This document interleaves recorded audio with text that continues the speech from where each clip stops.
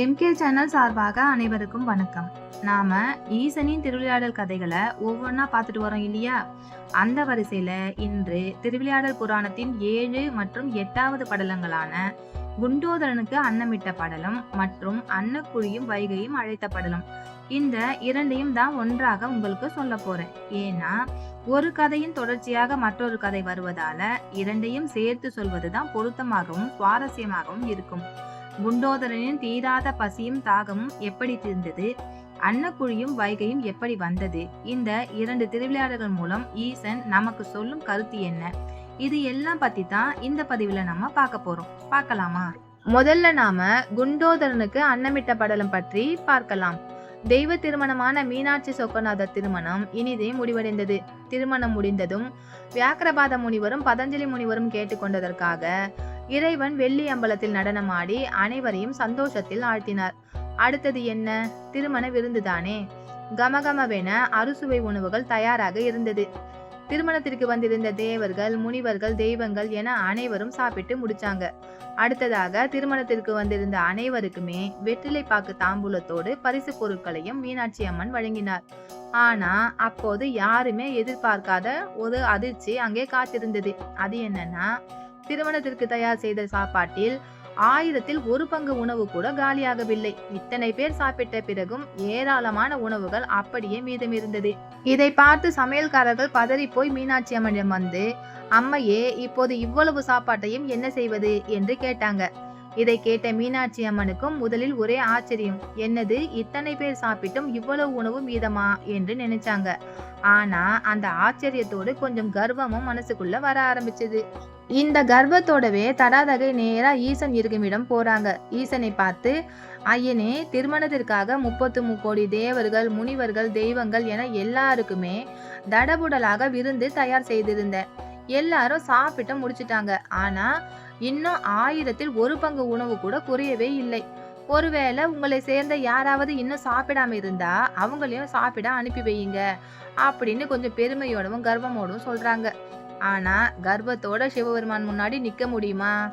இதை கேட்ட சிவபெருமான் சும்மா ஒரு சிரிப்பு சிரிச்சிட்டு, தடாதகையே, உலகத்துல கிடைக்கிறதுக்கு அரிய செல்வங்கள் எல்லாம் உன்கிட்ட இருக்கு.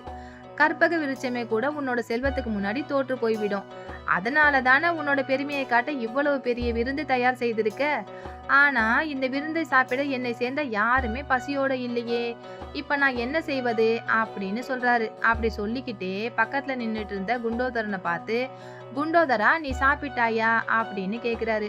உடனே குண்டோதரன், இல்லை ஐயனே, திருமண வேலையில நான் கொஞ்சம் வேலையா இருந்தேன், இன்னும் நான் சாப்பிடவே இல்லை அப்படின்னு சொல்றான். அவ்வளவுதான். அடுத்த நொடியே இறைவன் குண்டோதரனுக்கு வடவைத்தி என்று சொல்லப்படும் கொடிய பசியை உண்டாக்கிட்டாரு. பசி வந்த வேகத்திலேயே குண்டோதரனோட உடம்பு தளர ஆரம்பிச்சிருச்சு. ஐயனே, எனக்கு ரொம்ப பசிக்குது அப்படின்னு சொல்றான். உடனே சிவபெருமான் தடாதகையை பார்த்து, தடாதகை, என்னுடைய குடையை தாங்கி நிற்கும் இந்த பூதத்துக்கு 1 பிடி சோறு கொடுப்பாயா அப்படின்னு சொல்றாரு. இதை கேட்ட மீனாட்சி அம்மன், ஐயனே, 1 பிடி சோறு என்ன, வயிறு நிறைய திருமண விருந்தையே இந்த குண்டோதரன் சாப்பிடட்டும். ஆனால் அவ்வளவு விருந்துகள் தயாராக இருக்கிறதே, அதற்கு இந்த ஒரே ஒரு குட்டி பூதத்தை அனுப்புறீங்களே அப்படின்னு சொல்றாங்க. உடனே ஈசன், முதல்ல இந்த குட்டி பூதத்துக்கு நீங்க சாப்பாடு போடுங்க. நான் வேற யாராவது என்னை சேர்ந்தவங்க சாப்பிடாம இருந்தா இவன் பின்னாடியே அனுப்பி வைக்கிறேன் அப்படின்னு சொல்றாரு.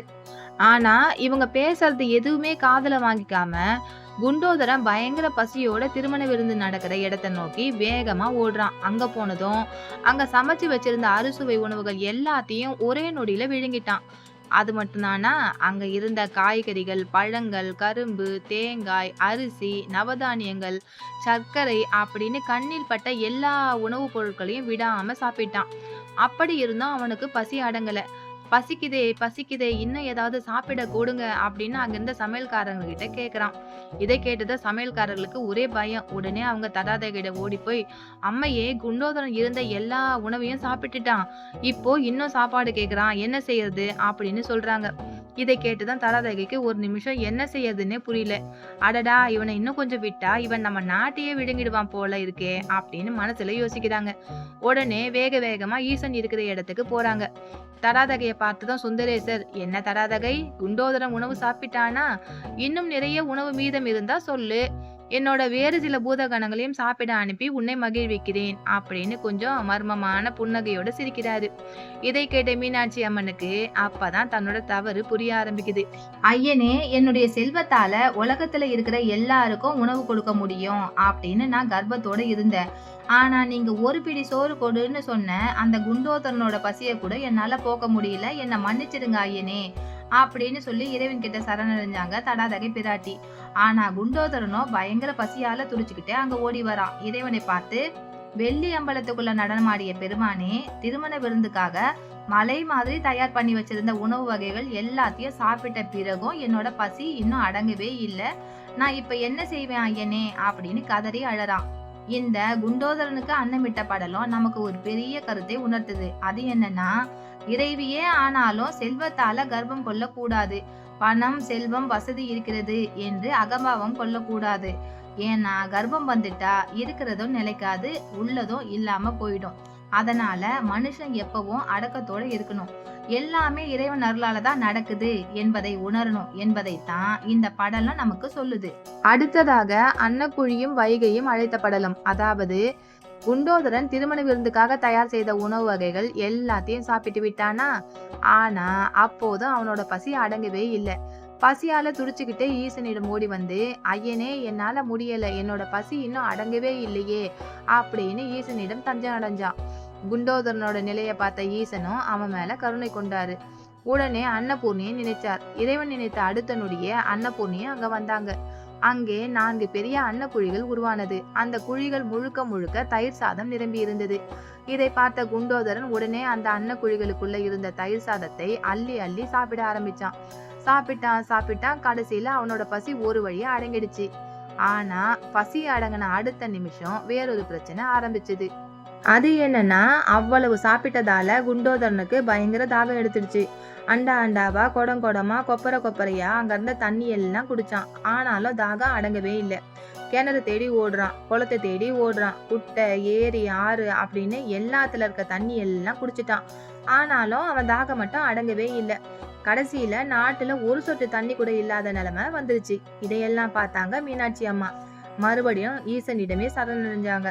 இதை பார்த்த சோமசுந்தர பெருமான் இந்த குண்டோதரன் மேல கருணை கொண்டு தன்னோட ஜடாமுடியில வீட்டிருந்த கங்கையை பார்த்து, கங்கையே, நீ பிரவாகம் எடுத்து ஆறாக ஓடி வந்து குண்டோதரனின் தாகத்தை தீர்ப்பாயாக அப்படின்னு கட்டளையிட்டாரு.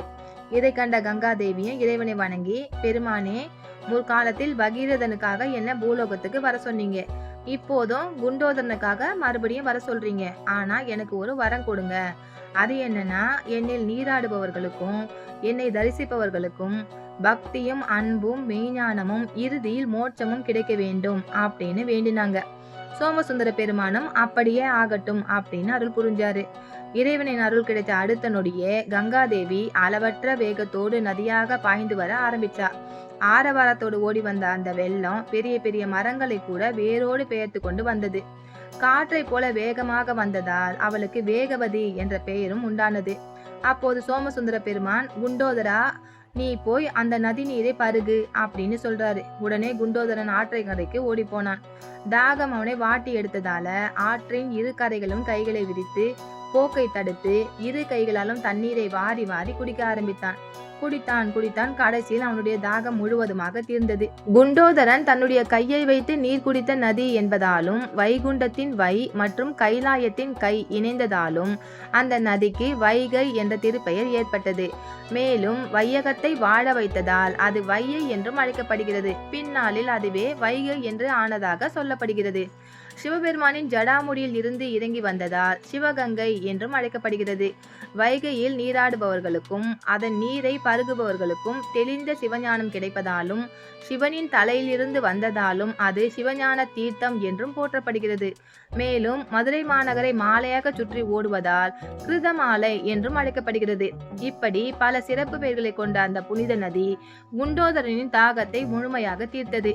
தாகம் தீர்த்த குண்டோதரன் பேரானந்தம் அடைந்து இறைவனின் திருவடிகளில் விழுந்து வணங்கினான். ஆனந்தத்தில் அவன் பல பாடல்களை பாடி ஈசனை போற்றினான். அதனால குண்டோதரின் அன்பையும் பக்தியும் கண்டு மகிழ்ந்த சோமசுந்தர பெருமான் திருமண பணிகளில் சிறப்பாக உதவிய அவனுக்கு பூதகணங்களின் தலைமை பதவியையும் அருளினாராம். இந்த படலம் நமக்கு ஒரு அழகான கருத்தை உணர்த்துகிறது.